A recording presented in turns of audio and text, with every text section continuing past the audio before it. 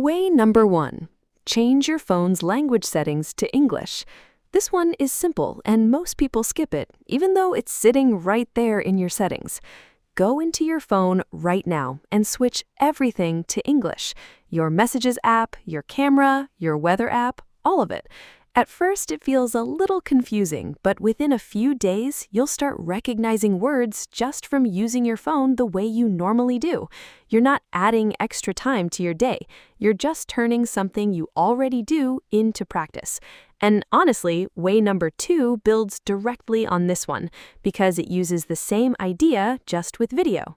Way number 2.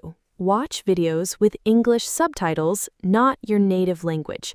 When you're scrolling short videos or watching something longer, turn on English subtitles instead of translated ones. This trains your brain to connect the sound of English with the spelling of English at the same time.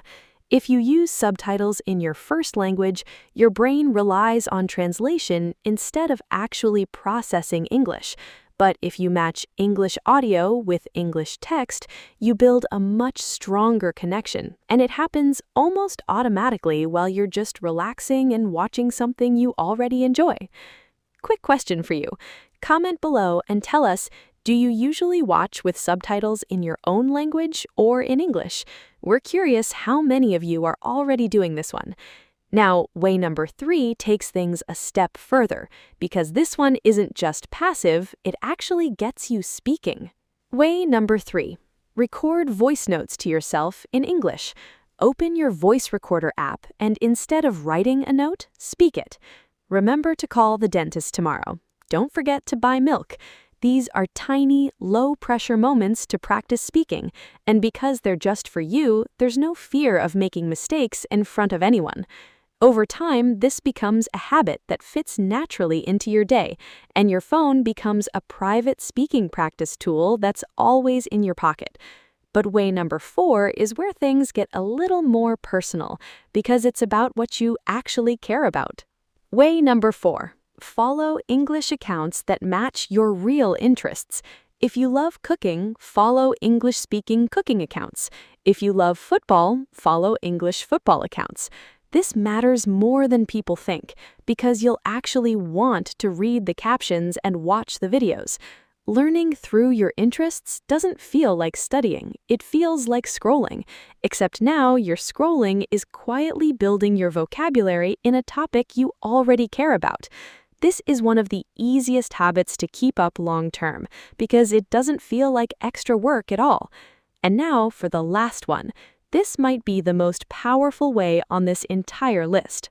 Way number 5. Talk to an AI chatbot in English every day. This is one of the most underused tools people already have access to. Open any chat app and just talk, like you're texting a friend. Ask questions, explain your day, argue about something you disagree with. Unlike a real person, it never gets tired, never judges you, and it's available at 3 in the morning if that's when you feel like practicing. The key is treating it like a real conversation, not a translator. Type in English, read the response in English, and reply in English, even if it takes you a little longer at first. And here's the thing, once you start doing this daily, you'll notice your typing gets faster, and your thinking gets faster too, almost without realizing it. 5 simple ways, all using something you already carry with you everywhere. No apps to download, no money to spend, just a few small changes to how you already use your phone every day.